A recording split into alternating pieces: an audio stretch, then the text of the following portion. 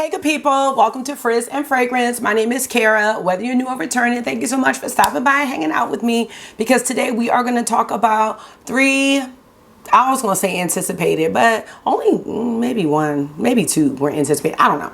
3 new summer releases that are at Sephora. We are going to be talking about Kayali Vanilla Candy Rock Sugar 42. We're going to talk about Ellis Brooklyn Miami Nectar. And lastly, we're going to talk about the Quai Hair and Body Mist in the fragrance St. Bart's. If that sounds good to you, keep watching this video and let me know what you think. And if you're going down the fragrance rabbit hole the way I've been, definitely consider joining this community because we smell good over here. Real good. All right, let's get started. So how are you? I'm great. Yeah, I had an IEP meeting for Marky today, which went fairly well, I believe.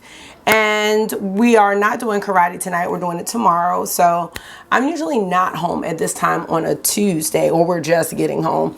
And it actually started raining. I was going to try to take a walk, but maybe I will do a grow with Joe. Maybe. Yeah, I might. Let me know how you're doing in the comment section or the chat, whichever you prefer. And let's get this show on the road. Kayali, I think, has been killing it this year. Let me know what you think. I'm trying to think when I first started buying Kayali fragrances. I think my first one, or the first 2 that I had, were the Eden Juicy Apple. I have that in a mini, and then I have the Vanilla 28.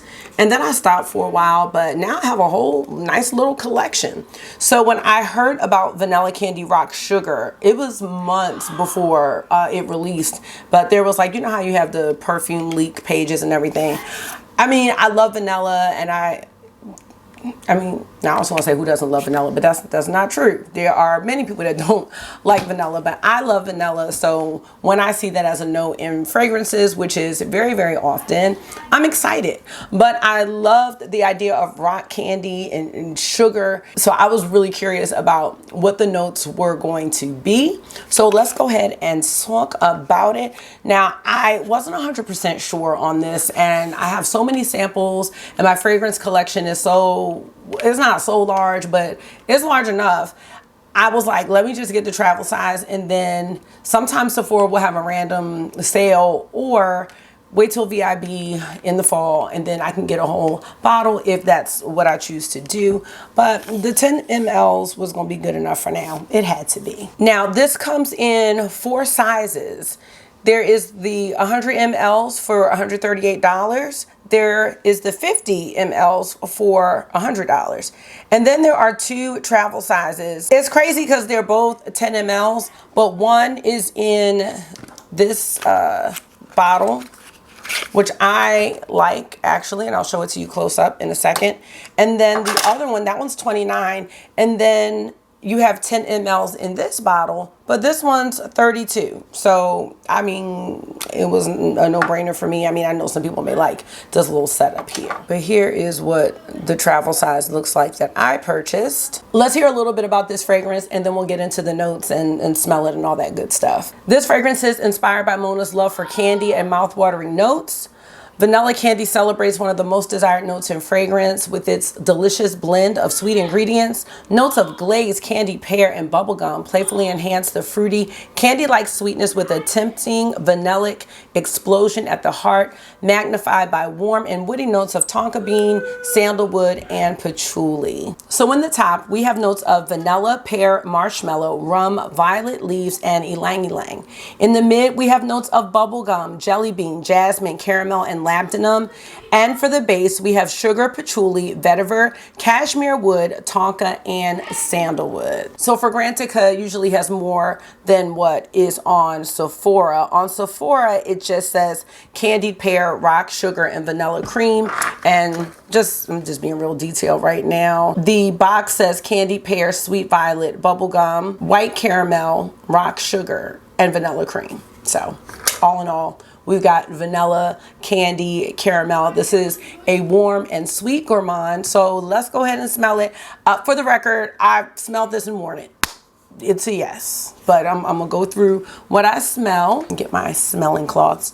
These are just the wipes I use to take my makeup off. Because I don't like that fragrance paper. I also heard that this was a sweeter version of Vanilla 28. So I did pull that out so I can just compare it because I haven't smelled it in a while. Now I'm going to tell you the first thing that stood out to me in this fragrance is the bubblegum note. I don't have one fragrance that has a bubblegum note. So that is something that's new for my collection and new to my nose. So I was really happy to smell that. I just wasn't sure how that was going to be interpreted in a fragrance. So I'm happy to say that I really like that bubblegum note. Of course, I'm getting the vanilla and the marshmallow. Not so much the rum or pear. I'm sorry if y'all hear August is acting like he is playing his life away out there. I don't even know. Now there are florals in here. I would not say that they dominate the fragrance. It's mostly gourmand, but you do smell that ylang ylang, like that blossom in there. Not so much the jasmine for me or the patchouli. And I'm not even getting too much of the sandalwood. It's just really sugary, sweet, bubblegummy vanilla. I'm just here to say hi. Oh, that's cool. Say it, everybody. It was tie-dye day at school. Can the girl? I don't know if their parents want them to, so maybe next time, okay? So you gotta ask. Because we trying to put people on YouTube. I'm like, I don't know if their parents want them to do all that. I'm not getting some of these like woods, patchouli, vetiver. I mean, that's something that's left in the base. But I wore this to the teacher dinner that I had for the Teacher of the Year. And all night, I could just smell like that vanilla and bubblegum. And I think the bubblegum kind of dies down. It's sugary sweet, marshmallowy. If you don't like vanilla, obviously you're not going to like this. There's a hint of that caramel in there. I'm glad it's not too much because I don't want too much caramel. As I continue to smell this, you do smell a little bit of that woods, like that cashmere or like sandalwood, but it's not super strong. To me, it brings the fragrance together and it stops it from being childish. And I hate saying childish because childish isn't negative. Let me see if I can say it in a different way. I'm trying to figure out how to articulate it. It brings it up from being like a straight sweet candy smell. It's a little something else there, and I think that tonka and the cashmere and possibly the patchouli, all of that turns it in that direction. I really like this fragrance. I think sometimes when people think of fragrances that have vanilla, and I'm not really getting the rum, but when I think about vanilla and rum and tonka and patchouli and vetiver, which are all notes in this fragrance, that doesn't give me a spring or summer vibe. But Mona has pulled this off. I think you could wear this all year round, but this is giving me a summer vanilla.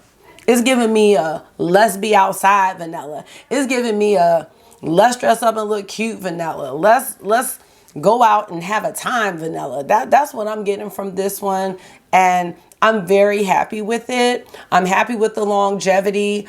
I have said before, I'm never upset about having to reapply a fragrance, and especially when I have the travel ones, I'll spray it extra because I like getting those whiffs.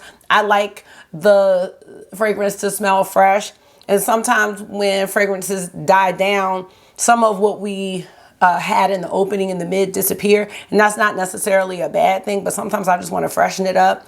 But this one did last all night for me when I went out. Now, I did have this layered with something else, but I've worn it a couple times since I've purchased it. And I am so happy with this one. I do want to smell Vanilla 28 just to compare. I think Vanilla 28 is just your classic vanilla. It's basic in the best way. It's great for layering. Some people might not like this bubblegum note. I will say that. Some people may not like how sugary this is, how sweet and marshmallow the rock candy is. If you don't really like super sweet gourmands, this one just might not be for you, and you might want to stick to a Vanilla 28, which is more traditional. Ooh, yeah, I would choose rock candy because this is a unique vanilla, and I love when I find unique vanillas in fragrances, because it's just amazing that you can do vanillas so different. This is full bottle worthy for me, and part of me is like, damn, I should have got a full bottle, but you know what? It will be there. So I'm not that sad. at all. So that's Vanilla Candy Rock Sugar. I'm trying to think if there's anything else that I wanted to mention about this fragrance, but I think is great. The bubblegum is really the winner here in this fragrance for me, and how it's playing with the other notes. And I hope I continue to notice that as I continue to wear it. I know that Lauren May Fragrance was saying how it was really prominent to her at first, but then as she continued to wear it, it just didn't stand out as much. But overall, this fragrance is great. And I think it fits in with their line. It's not repeating anything. And there are several fragrances that have like prominent vanillas in them in Kayali. And this is not repeating anything. I did hear from one of my subs on here that this with the Yum Pistachio Gelato is the vibe. I will be layering that. But I can see myself layering this with pretty much all the Kayalis that I have. It's going to go great with Vanilla 28.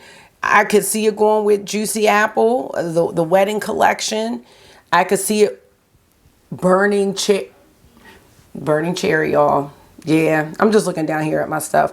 I'm not sure about, I think it would even go great with the ouds, the vanilla oud. I like vanilla oud. I didn't really care for that oud collection though, but I like the vanilla one. Let me know if you purchased Vanilla Candy Rock Sugar 42 and share with me in the comments how you feel about it. I'm feeling great. So let's move on to the next fragrance in this video. So next we're going to talk about Ellis Brooklyn Miami Nectar. This is the first fragrance that I have purchased from Ellis Brooklyn beyond like samples that I've gotten. I really wanted the Apple Love fragrance, but too many people told me that it did not last at all, and that made me wary about buying it. So I kind of had the same concerns about Miami Nectar. The Miami Nectar from Ellis Brooklyn comes in two sizes. There is the 50 ml, which is $110, and the travel size, which I purchased for $33. I'll just show you what the packaging looks like. This teal or turquoise blue, it's just giving me summer. It's giving me pool days, and it made me excited. So this is what Miami Nectar looks like in the travel size. It's 10 mLs. This is a warm and sweet gourmand. The description, y'all, is taking us to the summer. Okay. A hot Miami summer, the beach at sunset, Art Deco pools and neon lights. Meet Miami Nectar, a lush and extravagant tropical gourmand fragrance.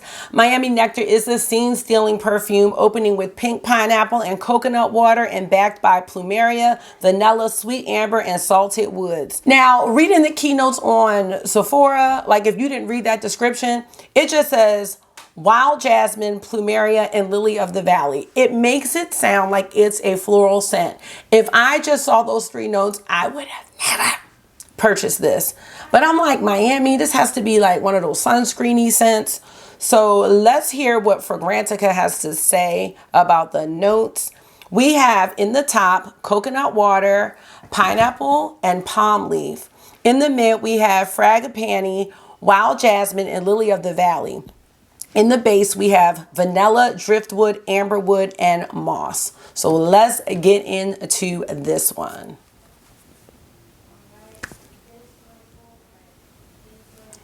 So right away, the pineapple and the coconut. I think the coconut in this is great. And maybe it's not as strong or thick smelling. Thick smelling is not really how I would describe coconut. But the reason that I'm saying thick smelling is because a month or so ago, I purchased the Missy perfume from Rosie Jane, and the coconut in that was so overpowering. It was just too much, and it never settled down. And for me, the fragrance did not evolve, so I could smell some of those other beachy notes that were in it. This one, maybe because it's coconut water, it's thin. So you're getting the coconut and the pineapple. I'm not sure what palm leaf smells like. I don't know if that is a green note. I'm thinking it is. But the pineapple is really able to show through in this fragrance. And that is what I really like about it. The florals in here blend together really nicely. I would not be able to pick these florals apart. And as it dries down, it really evolves and you get like the wood. So it's driftwood, amberwood. I'm not getting anything mossy, but I'm definitely getting some vanilla in there on the dry down. And I told you I wore this too. And I even layered this one and the rock candy together. And that was also a vibe. And sometimes with the sunscreeny fragrances, they could go either way for me. A fragrance that I recently gave my sister, just because I don't think I'm gonna wear it too much and I know a lot of people love it, is the Mugler Alien Goddess. And that's another like vanilla, coconut jasmine. I think there's some coconut in there, but to me the florals really took the lead. I'm more gourmand than floral. I don't mind florals to be a part of it, but that's not like my favorite part. I have another sunscreeny fragrance that's really unique and really niche. It's by 4160 Tuesdays and it's called What I Did on My Holidays. That's another pool sunscreen scent, which has a lot of coconut. It even has some mint in there, and that one's really different. And I think that could be off-putting to some. But this one, this might be my favorite. I can't say that for sure yet. Out of the sunscreeny scents, it's not really a sunscreeny scent. It's beachy and tropical. I think what I love about this most is how the pineapple really shines in this fragrance, and it blends well with all of the other notes. I think it calms down to a really nice, a little more than a skin scent, but it's not going to be the strongest. I will say that I was not unhappy with how this fragrance evolved and lasted on my skin. I don't need something to be beast mode, but I definitely wanted to last a few hours, several hours. And this did just that. Both of these fragrances, the Kayali and the Ellis Brooklyn, are full bottle worthy in my book. They are both unique fragrances. If you have anything that you think compares to either of these, please let me know and put them in the comment section. So we're gonna move on to something that's coconut right now. We are now going to talk about the Quai hair and body mist. I have tried nothing from Quai, and the only reason that I tried this is because my girl Lauren May Beauty, Lauren May Fragrance, she always talks about the Quai St. Bart's smell. She talks about it all the time in the shower scrub, in the body mist. Or no, it's not a body mist, it's a body butter. As soon as I saw that this was coming out, I tagged her right away like, look girl. So this is the hair and body mist. Here's what the bottle looks like. It's 97 ml, 3.3 ounces. This was $28. Now this is a fresh solar scent with keynotes of dragon fruit, orange blossom, and musk. Now I have to say this. My nose is not advanced enough to smell all of that. And the crazy thing about this, to me, it smells just like coconut, and there's no coconut in here. Let me just check on Fragrantica and see if this is even on here. Nope, I'm not seeing it on Fragrantica. But I cannot believe that there is no coconut note, because that is all I smell. The good thing about this coconut compared to the one from Rosie Jane, the one that I told you I returned, it's not so heavy. I really like this for a hair mist. I would say the most. That's how I've been using it, because sometimes I like to freshen up my hair, and lately I've been putting this oil in my hair because I'm trying to get it to grow, called Batana oil. And unfortunately, it doesn't smell bad, but it smells just like coffee. Like once it kind of absorbs and everything, sometimes I want to have something to make my hair smell good. And this does just that. It's very beachy and tropical. And on me, I think it smells good on my skin as well. I'm going to have to smell this one more to see if I can pick out that dragon fruit and the orange blossom. Because I swear all I smell is coconut. And it's really surprising that there's no coconut note. I'm very surprised. I'm about to look again real fast because that's just unreal. This also says it has tuberose. So I want to just check out the other St. Bart's products and just see, are they giving something else? There's a moisturizing cream. Yeah, see, they're not going to give notes here. Dragon fruit, orange blossom, tuberose, and Baltic amber. Well, all that together smells like coconut, but it's soft, and I don't dislike this one at all. So that's going to be a keeper in my collection. But I think this is going to be great to put with so many summer scents, like to give them more of a creamy texture to the smell. So anything that you want to add that creamy tropical vibe to, you could put with this St. Bart. I'm trying to think of an example. I mean, there's so many. I was just looking at like my Carolina Herrera, like my Good Girls. These are like fruity florals, but I think I could put these two together and give more of a little tropical vibe. This one is is a Good Girl Glam. So this one has the cherry note, because one of them has a lychee note. Or even like the Kayali, the lychee one, sparkling lychee, because that one's not creamy. I think you could put these together and just enhance the flavor and give it more of a, well, this is a summery vibe, but give it more, yeah, like this creamy coconut, yeah. This one's going to be a nice layering fragrance, but I don't mind wearing it by itself. So all three of these are wins for me. In fact, the Ellis Brooklyn and the Kayali, I would love to have in a full-size bottle at some point. That Ellis Brooklyn is so good. And the Quai will go very well with this one too, especially because I was saying the coconut really took a back seat. So if you like coconut, you can put those together. It's not going to overpower any of the perfumes that you put with it. I think this is pretty potent for a body mist. Like, it's strong, but it's not overly strong. It's strong and soft at the same time. Like, you can smell it, but it is not gonna overpower your other fragrances that you layer with it, I don't think. It gives you those tropical vacation vibes. If you need to be transported, I think all three of these fragrances could do that. Warmer days are here, actually. And the humidity. Do y'all see my hair? Like, I'm not getting those nice little defined twists right now, because as soon as I leave the house, this is a wrap. So I'm going to embrace it and I'm going to love it. All right, those are my thoughts about these three fragrances. Full bottles for these. I will continue to use this. And that is it, my friends. Let me know if you purchased any of these fragrances, and let me know what fragrances you're looking forward to wearing this summer. That's a video. Yeah. I'm going to get on out of here. Thank you so much for taking out some of your time and hanging out with me for another one today. I hope this was therapy for you. It always is for me. And until I see you again, make sure you're being gentle with yourself. Talk to yourself nice. Stay safe. And I'll see y'all in the next one. Bye. Bye.